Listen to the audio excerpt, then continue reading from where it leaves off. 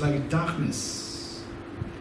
Just as darkness can be eliminated only by introducing light, it is only through introducing the light of the wisdom that the darkness of ignorance can be eliminated. So for that, to eradicate the darkness of ignorance, we need to introduce light of the wisdom. So this light of the wisdom must have two qualities. One is that it must be extremely bright. So for example, particularly when we were young, say like age, say 10, 11, 12, 13, when we have to sit for the exams, you have to prepare for the exams, and sometimes we stay very late night for studying, preparing for the exams, and then suddenly there in the midnight power cut, and we like to study, so you don't have any light source. So what you do is that you will light a candle. If the candle is very small light, the flame is very small, it can hardly illuminate the light. You can hardly make you see the book. So the point is that this light, to dispel the darkness, this light must be very bright. Do you agree with me? So one of the qualities, attributes of the light for to dispel the darkness should be this light must be very bright, right? One. Now, even if the light is very bright, even if you have a light which is so bright, but from the corner of the house, if there's some wind blowing, then light becomes flickery. That is, when it is flickery, how exciting it is for you to read the books with the flickering light? Very exciting or very disturbing? It's very disturbing. Again, it just doesn't help you. Although the light is very bright, it cannot help you in reading books. For that matter, the light must be very steady. So this light should have two qualities. One is the brightness, number two is the steadiness. So the brightness of the light,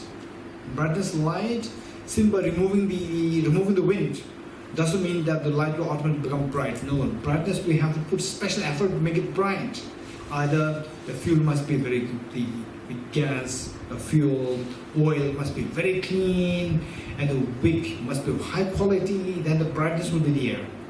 And then for the steadiness, even though light is very bright, doesn't guarantee that the light is going to be steady. So we have to remove the factors which which makes the light flickery. So there are two things required. One, the light should be bright, and the other one is steady. Okay, two things required. So our mind, the darkness is inside the mind. Where the darkness is, we should introduce light there. So the light must be introduced within the mind. So for that matter, this light to be introduced within the mind should have two qualities. One is the very bright. That is done with the help of the analytical meditation. The brightness of the wisdom, the light of the wisdom, the brightness, the sharpness of the wisdom must be introduced with the help of the analytical meditation. So therefore, the analysis, study, reflection, and meditation, these three are so important. Study, reflection, meditation, primarily to enhance your analytical meditation, number one. Then number two, to bring the steadiness to the wisdom of the light of the wisdom, we need the single point of meditation, also referred to as the shamatha meditation, single point of kamabhara meditation or shamatha meditation. So what we're doing here right now for the 5 minutes is to enrich the steadiness of the mind, steadiness with the help of the single point of meditation. And the remaining classes for today and tomorrow is primarily to activate the analytical meditation, right? To give sharpness to our mind and to see to discover the subtle nuances of the reality, so that the subtler levels of our ignorance can be got rid of, and then you become a happier and a happier person. This is the whole purpose. With this in mind, for the single point of meditation, I'm sure that many of you are already exposed to some form of meditation. Okay, raise your hands. Those who are already exposed to some form of meditations, raise your hands. Good. Okay, raise your hands those who have no exposure to meditation. Okay, which means almost we all have some form of the the meditation experience. So I'm going to give a very quick, the quick points. For that matter, the same where I place emphasis, I would very much encourage you to really take note of where I place emphasis on. Okay, so this should have the 4 points. One is body posture. Number 2 is the focal point. Number 3 is identifying the errors of meditation. Number 4, applying remedies to overcome the errors. Okay, let me say the 4 points once more. Body posture, number 1. Number 2, focal point. Number 3, identifying the errors, mistakes of meditation. Number 4, applying the remedies to overcome the errors. We get 4 points. First, the body posture. Body posture, if you can sit cross-legged, if you can, well and good. If not, don't force yourself. But if you're thinking of doing meditation for a long term practice, if you are keen on that, then I would suggest you to see if you can sit cross-legged. So the cross-legged, you know how the position of the Buddha, your left foot on your right leg and your right foot on your left leg. So the benefit is that you can maintain greater degree of alertness and freshness of mind for an extended period of time. This is extremely beneficial. 1. Okay, number 2. Point number 2 is so important. Body upright. This is extremely important. Oftentimes, okay, here I can see that most of you are already upright, sitting upright, because in some cases, even the school children, very young children, age 6, 7, 8, 9, 10, 11, 12, they also sit like this. This is their sitting habit. It's a very bad sitting habit. So sit upright. This is extremely important for a spinal cord, and particularly for meditation. There's a huge difference sitting upright and sitting like this. The moment you sit like this, the channel, the channel through which the energy flows, channel becomes curved. So the energy cannot flow smoothly. And the energy and the mind, these two are very closely connected. And because of which, you will feel the heaviness of the mind. Okay, and I'll say, should you have backache problem, then I would suggest that you can sit with the back support. Whereas if you don't have any back problem, then I would suggest that during the meditation, make sure that you don't rest yourself against the support.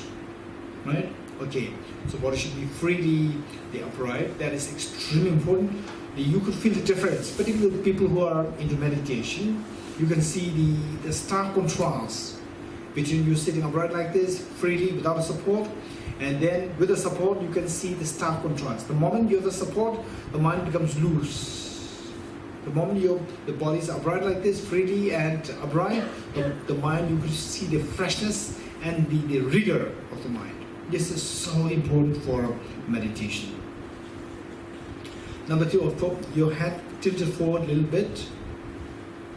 And then the next point, which is so important, is eyes not closed. Eyes not closed. Okay, and maybe some of the teachers and some of the YouTube may teach you close your eyes, right? Okay, so this, if you've been doing meditation with the closed eyes for the last more than 1 year, I would say that okay, you do it with the closed eyes, it's fine. But if you've not been doing this for more than 1 year, I would suggest you to try with the eyes open. With eyes open is very challenging, yet you overcome this problem and you could feel the lightness. The moment you close your eyes, you feel the dullness. When you open your eyes, you see the freshness and the lightness in your meditation. Finally, the meditation is to make you light and fresh, not to make you dull. This is the purpose of meditation, right? Okay, later on, when you become expert in meditation, when you really gain expertise in meditation, then the say close eyes, open eyes, sometimes closed eyes may be more efficient. When you become expert in meditation, when you're able to gain control, finally what meditates is not your eyes, is mental consciousness. When you really get a good expertise in meditation, then you can in fact play with your own mind. Play with your own mind, and with eyes closed, with eyes open, you can do with both. Whereas initially if you do with eyes closed, it's very easy. Eyes open is very difficult and very challenging, but in the long run, with eyes closed, is very dangerous. Okay. So, eyes half open, 45 degrees cast down and ignore. Eyes half open, 45 degrees cast down and ignore it. Okay. And the tip of the tongue should touch the upper palate. Should touch the upper palate in order to avoid excessive accumulation of saliva in the mouth. And breathe naturally. Don't force your breath, don't control your breath, just breathe naturally. Okay, and with your right hand on the left hand, right hand on the left hand, and the two thumbs joining, forming a triangle, place the two hands on the laps in a resting state. Okay, this is your body posture. Number 2, focal point.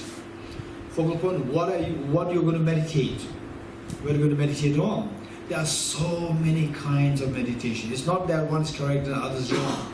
All are correct, provided they're coming from a proper, authentic tradition. All are correct. So, what we're going to do here is a very simple meditation, yet very beneficial. Very simple, yet beneficial. Okay, so what we meditate on is that we visualize a very tiny dot, tiny white dot, 1 mm or 2 mm in diameter between nose and the upper lip. Okay, just touch the spot between your nose and upper lip, touch it. Do you feel it? Don't look at it. Just touch it. Do you feel it? Do you feel something? Okay, this is the spot where you're going to visualize this tiny dot. And what feels is not your eyes, is your mental consciousness. Your mental consciousness feels that. Initially it is a sense consciousness, touch sense consciousness. This touch sense consciousness imparts the information to the mental consciousness, and your mental consciousness feels it. Yes. The moment you say yes, it is not your touch consciousness, it's your mental consciousness which is talking. Yes, I'm feeling it. So this is the mental consciousness which feels that. So that mental consciousness which identifies that I'm feeling this, that is the one which is meditating, not your eye consciousness. Okay, this is a spot where we're going to visualize the tiny dot, 1 mm or 2 mm in diameter, tiny white dot. So, while you visualize the tiny dot between your nose and upper lip, multitasking. You count your breath. Breath in, breath out. Cycle 1, breath in, breath out. Cycle 2, we're going to do this for 5 minutes. 5 minutes, for some people, it can be 66 cycles. For others, it could be 70, 80, 90, 100. And you should not, if it crosses like 150, then you have to go to medical checkup. It's not too healthy. Okay, so like 100 is fine. Some people can go like 60, ranging from 60 to 100 is fine. Okay, and this is what we do. And some people, because there are two things happening. One is visualization of the dot, other counting the breath. These two things happen together, and then your eyes open. More complicated. Okay, if you find it very difficult, don't say that I find it difficult the first 5 days. Right? The first 5 days, you're bound to face difficulty. Don't just complain over first day, second day, third day. Even after 1 week, you feel the problem, then you can drop one of these two things. Maybe, perhaps better would be you can drop the visualization, just focus on the breath. Count the breath. Breathe in. Whereas those who are competent to do both, multitasking, you must do this. This is an incredibly important exercise to gain control of your mind. Okay, this is the focal point. What is number 3? Identifying the errors of meditation. Okay, so in the number 3 and number 4, extremely important.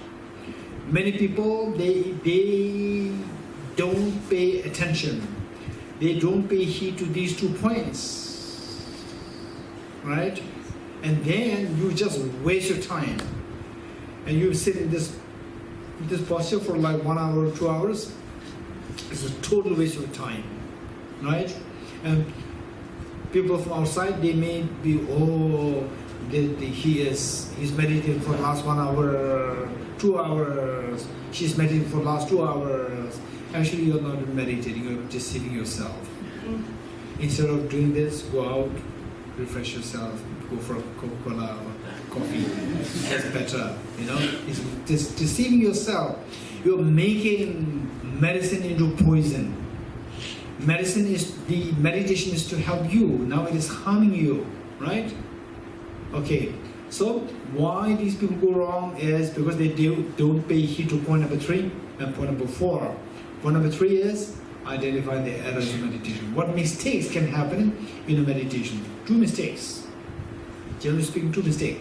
This is so important. Any meditation that you may do, whether you do Krishna meditation, whether you do, the Judaism meditation, Jew meditation, I don't know. Prayers, right? And then say the Hindu meditation, Jain meditation, Buddhist meditation. So whatever kind of the meditation and prayers that you do, right? And prayer and your mind goes into 2 errors, it's just waste of your time, right? So do the prayer without the errors, 2 errors. Do meditation without the 2 errors. Then what are you doing becomes very effective. This is so precious. Okay, so what are the 2 errors? The 2 errors are mental excitement and mental laxity. Mental excitement and mental laxity. Excitement is where your mind is scattered here and there, right? For example, you are in your meditation the shrine hall, or you're in the prayer, and your mind is going in shopping malls, right? Or your mind is going in the what? Pubs, I don't know, right? So this is the mental distraction, mental excitement. This is one of the greatest of the problems, greatest of the errors. 1. Number 2 is that your mind may not be going out like this scattered, but your mind may feel sleepy, lethargic, heavy, and your mind feels sinking. So that is the second error. So 1 is overactivity of the mind, and number 2 is the passivity of the mind. 2 errors. Should any of these 2 errors, don't freak, apply the remedies. Number 4, both would apply for the remedies. Okay, remedies 2. Remedies 2, this is so important. Oftentimes, either instruction is not well given, or the students are not following the instructions well, right? So because of which, they just waste their time in the pretext of meditation. They just waste so much of time, right? Okay. Applying the remedies, 2 remedies: introspection and mindfulness in general. Then the specific remedies also there, so which depends on the individual. So what kind of problems that you have, more specifically, then more specific remedies are to be applied. Okay, generally speaking, 2 remedies. What are they? Introspection and mindfulness. Very good. What is introspection? What is mindfulness? Oftentimes people speak about mindfulness. It's very popular, right? So in fact, they mix up the 2 things. Introspection, mindfulness, they mix the 2 things. The point is, these 2 are not same. These 2 are very distinct. What is introspection and what is mindfulness? Okay, I'll explain this with the help of a very simple analogy. Say you have a pet dog. You have a pet dog and you lost your pet dog. If you lost your pet dog, what will you do? First you go in search of the pet dog. Go and search the pet dog, right? Don't try to tie the dog because the dog is not there, right? You have to first go and search the pet dog. Your mind, the mind which is supposed to be meditating, this mind is like the pet dog. Now it is not on the meditation, it has gone somewhere, or is sleeping somewhere, right? So now your job is first to look for the mind. What my mind is doing, that is introspection. Once you find the pet dog, the job of the introspection is done. Next is the job of the rope. Tie the dog with the rope, bring it back home, and tie it to the pillar at your home. Likewise, once you find your mind distracted or in a lax state, the job of the introspection is done. Next is the job of the mindfulness. What do you do? Bring the mind back to the intended object of the meditation.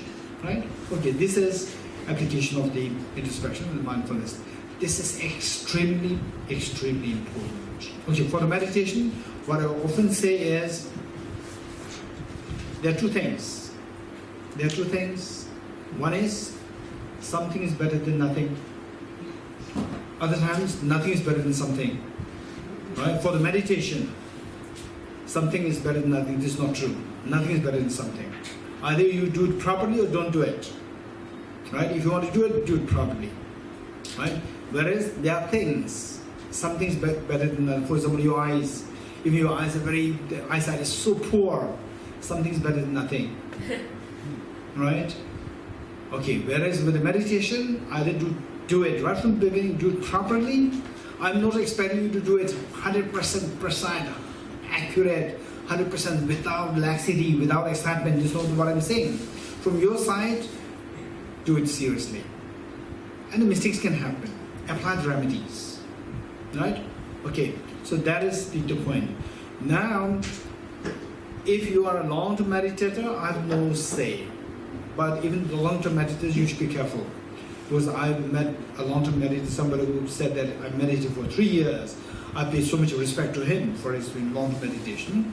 And then, in a more close, intimate discussion, he said, nowadays in my meditation, buildings are coming up. I said, what kind of meditation you are doing? Right? In my meditation, now buildings are coming up. What kind of meditation? Then he said, I just close my eyes, sit like this. Right? Earlier, there are other things happening. Now buildings are coming up. I said, what kind of meditation? Then he said that, who taught you this meditation? He said, no one. Right? I went to the Himalaya. In Himalaya, I met some American tourists. One tourist told me that you should meditate. Then instantly he sat on the side and doing meditation. From there, he started without any instruction. So, this was the mistake going there. So, even those long-term meditators, if you've been meditating continuously, daily, for more than 1 year, I would just see if you've been taking note of the point number 3 and point number 4. This is so important, right? Okay. If you're a beginner meditation, then I would suggest what you do here is for 5 minutes, but at your home, when you're by yourself, don't do it for 5 minutes. Do it just 21 cycles.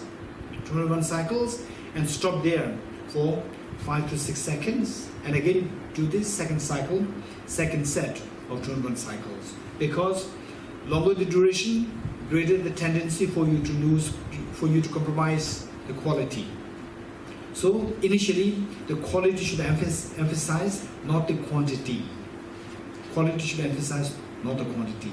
So later on, then as you become really good and gain command of the meditation, then slowly you can extend the duration and you go for the quantity as well. Okay. Whereas in group, 5 minutes is fine because psychologically you are being supported by others. Right? Okay, ready? 5 minutes.